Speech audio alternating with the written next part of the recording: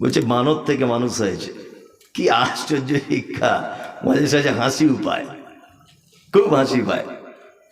এই যে আমাদের বিভিন্ন মাস্টার মশাইদের ঘরে দেখবেন লাগানো আছে একটা ক্যালেন্ডার।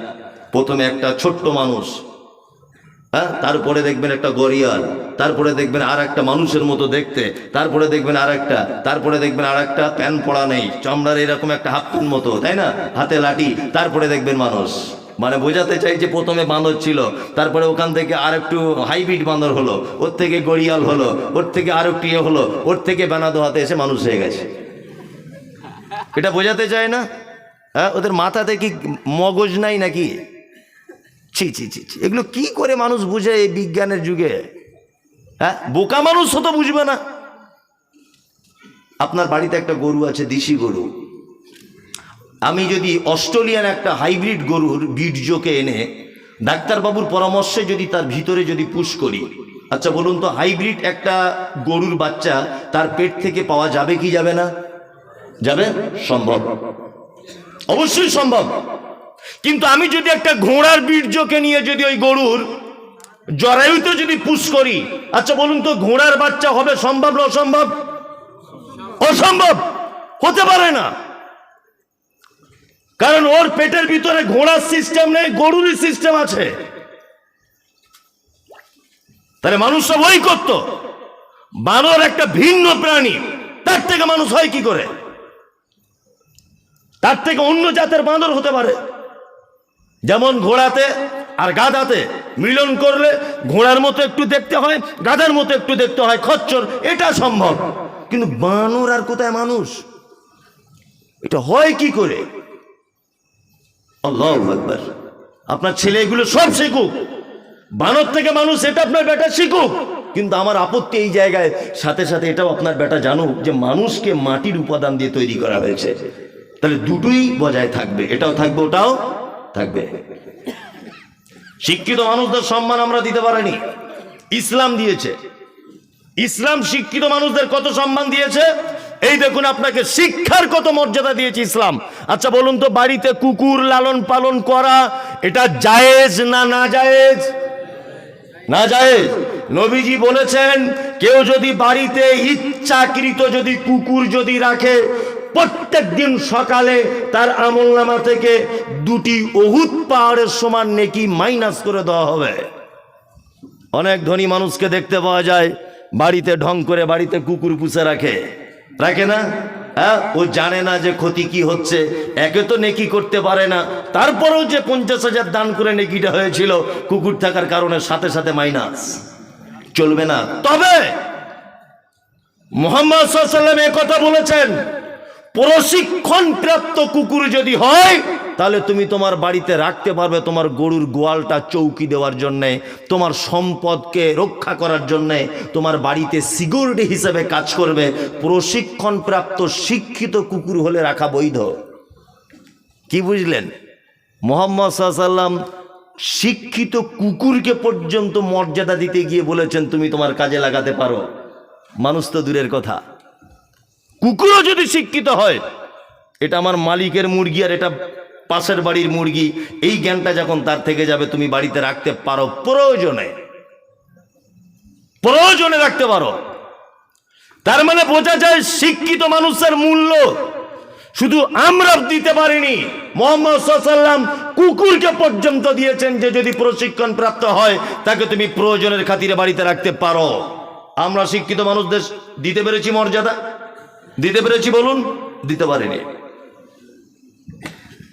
অনেক সময় অনেক অভিযোগ, স্লোগান সোশ্যাল মিডিয়াতে দেখতে পাওয়া যায়, যায় না? কি দেখতে পাওয়া যায়?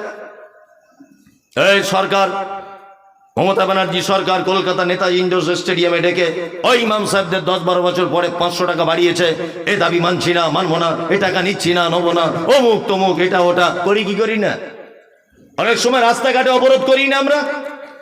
সরকারের ভুল হয়ে গেলে বা কোনো নেতা মন্ত্রী ধর্মীয় ব্যাপারে আঘাত করলে আমরা তার বলিষ্ঠ কণ্ঠে বক্তব্য দিয়ে প্রতিবাদ জানাই কি জানাই না? জানাই। কেন জানাবেন? কেন কেন জানাবেন? আপনি তো শিক্ষিত মানুষকে মর্যাদা দেননি। আমি মমতাজুল ইসলাম MBBS ডক্টর ধরে নেন, আমি উচ্চ একজন শিক্ষিত মানুষ, আর এই যে লোকটা না, ইনি হচ্ছেন উচ্চশিক্ষিত লোক, MBBS ডক্টর, বিশাল ডিগ্রি লোকটার। ভাই আমার খুব ভালো, যাই হোক এখানে এসে এত সুন্দর ব্যবহার দেখলাম মানুষের, মানে মেহমানদারিতে এসব ভাইদের আমি খুব মুগ্ধ আজকে, সত্যি খুবই খুবই ভালো লেগেছে। তাই ভাই খুব শিক্ষিত মানুষ, ভাই এই গ্রামে বাড়ি বেনাদোয়াতে, আর আমার নাম মমতাজুল ইসলাম, আমি রিক্সা চালাই। আমি লেখাপড়া খুব একটা বেশি জানি না, আগে টোটো চালাতাম, এখন টোটোয় ভাড়া কম, ব্যাটারি খারাপ হয়ে যাচ্ছে, ওই জন্য আবার রিক্সা কিনেছি, নিয়ে রিক্সা চালাই।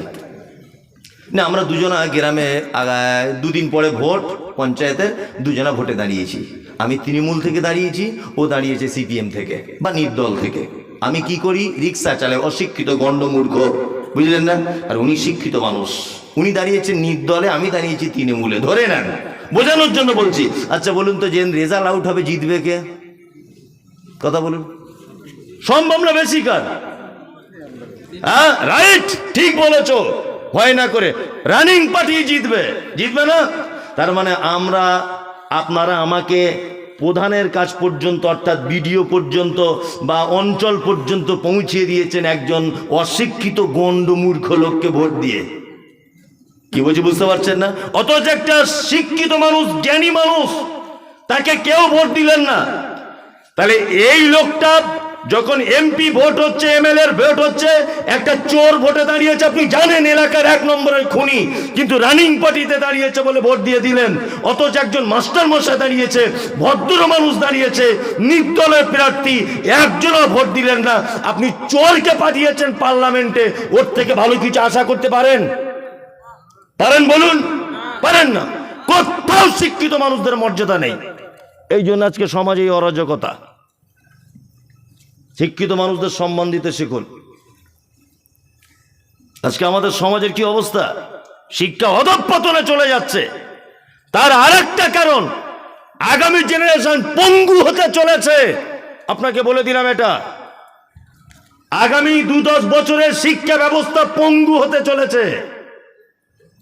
এই যে আপনাদের মুর্শিদাবাদী মনে হচ্ছে সম্ভবত একটা চ্যানেল আছে, পল্লীগ্রাম না কি বলছে, শফিকের ভিডিও, হ্যাঁ, ফচকে ছেলে কি করে পরের মেয়েকে পটিয়ে পাঠিয়ে বিয়ে করতে হয় এটা দেখায়, দেখায় না? হ্যাঁ, আর কি করে বউ সাজতে হয় এটা দেখায়, কি করে পরের মেয়েকে এরকম করে গুতা দিতে হয় এটা দেখায় ওখানে, হ্যাঁ, কি করে কাকে চোখ মারতে হয় এটা দেখায়, কোমর দুলিয়ে মানে পেট বার করে ড্যান্স করতে হয় বাচ্চা ছেলেকে, এটা দেখানো হয়, দেখানো হয় না? দেখানো হয়। কি করে মিথ্যা কথাটা গুছিয়ে বলতে হয় এই ভিডিওটা দেখানো হয়। আর আপনার আমার বাড়ির মেয়ে, আপনার আমার বাড়ির ছোট বাচ্চারা মোবাইলে লিখতে না পারলে বলছে শফিকের ভিডিওটা করছে, কি করছে না? সারাদিন এই নিয়ে ব্যস্ত, সারাদিন টোটাল সমাজের সিস্টেমটাই নষ্ট করে দিয়েছে। আর ইহুদি খ্রিস্টানরা এটা চাইছে, ইহুদিরা যেরকম হোক আর সব বাচ্চা ছেলে পঙ্গু হয়ে যাক। এগুলো হচ্ছে কি হচ্ছে না? আল্লাহু আকবার। এই সমস্ত চ্যানেলগুলোকে বয়কট করা দরকার অবিলম্বে। সরকারি পক্ষ থেকে এদের ব্যাপারে কড়া স্টেপ নেওয়া উচিত। জনস্বাক্ষর করে এই চ্যানেলের বিপক্ষে থানাতে অভিযোগ জানানো উচিত। গোটা শিক্ষার ব্যবস্থা, শিশু মনের, কচি মনের সুচিন্তা ভাবনাকে এই সমস্ত মিডিয়াতে দেখা, পল্লীগ্রাম এটা ওটা, এই সমস্ত ভিডিও আমাদের সর্বনাশ করে দিচ্ছে আগামী জেনারেশনকে। করছে কি করছে না? একটা বাচ্চা শিশু কাছে মোবাইল না থাকলে ভাত খায় না। আপনাকে কি বলবো, আমারও মেয়ের অবস্থা তাই, কিছু করার নেই। অবশ্যই আপনার কাছে বিনীত অনুরোধ, শিক্ষায় শিক্ষিত হন, আপনার ছেলেকে করুন, তবে একেবারে এক পক্ষ অবলম্বন করবেন না, তাহলে সমাজ আরো অধঃপতনে চলে যাবে। কি বলছি বুঝতে পারছেন? আপনার ছেলে শিক্ষায় শিক্ষিত হোক, সাথে সাথে মাদ্রাসার সঙ্গে একটুখানি টাচ রেখে দেবেন, ইনশাআল্লাহ। ইনশাআল্লাহ দ্বীনি শিক্ষা এবং দুনিয়াবি শিক্ষা দুটোই হবে ইনশাআল্লাহ। তাহলে আপনার ছেলেকে মানুষ বলে সমাজে গণ্য হবে, তাছাড়া হবে না। কি আশ্চর্য ব্যাপার! দ্বীনি শিক্ষা না থাকলে কত সমস্যা দেখতে পাচ্ছেন না? ওই যে বাংলাদেশের একটা কোন নাস্তিক আছে, আসাদ নূর, ব্রাদার রাহুলের সঙ্গে ডিবেট হলো, যেটা দেখেছেন, কত বড় অসভ্য নাস্তিক। নাস্তিক আবার মানুষ হয় নাকি? নাস্তিক তো কেউ হয় না, গরু হতে পারে, নাস্তিক হবে না। ও শিক্ষিত যদি হবে, নাস্তিক হবে না। ঠিক আছে, জেনারেল শিক্ষিত অনেক লোক আছে, আমার এই কথাগুলো কেটে দেন তো দেখি, তাহলে বলবো আপনি বাপের বেটা। আপনার কত সার্টিফিকেট আছে আর কত আপনার এডুকেশন আছে, কত আপনি শিক্ষিত মানুষ, আমার এই কথাগুলো কেটে দেন যে মমতাজুল সাহেব আপনি এতক্ষণ যা কথা বললেন সব কথা ক্যান্সেল, এটাই ঠিক। মানুষ নাস্তিক কেন হবে, গরু হতে পারে।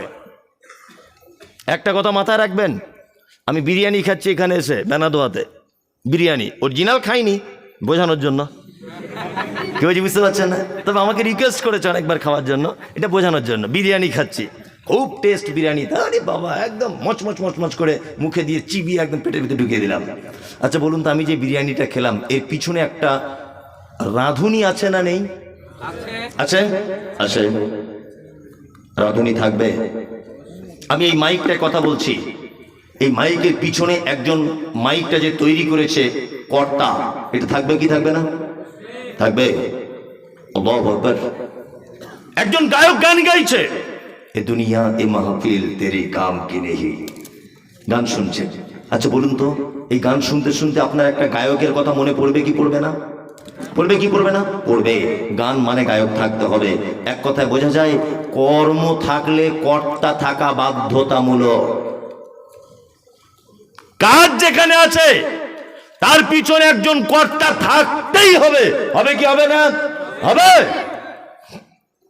এই যে প্রতিদিন পূর্ব দিকে সূর্য উঠছে, পশ্চিম দিকে ডুবে যাচ্ছে, আচ্ছা বলুন তো, প্রতিদিন এই যে ডিউটি সূর্যটার, এটা একটা কাজ কি কাজ নয়? তাহলে এর পিছনে একটা কর্তা থাকতে হবে কি হবে না? হবে। তার মানে বোঝা যাচ্ছে নাস্তিক হবার কোনো অপশন নেই, ও গরু, ও নাস্তিকও নয়। আশ্চর্য ব্যাপার, ও স্রষ্টা চিনতে পারছে না।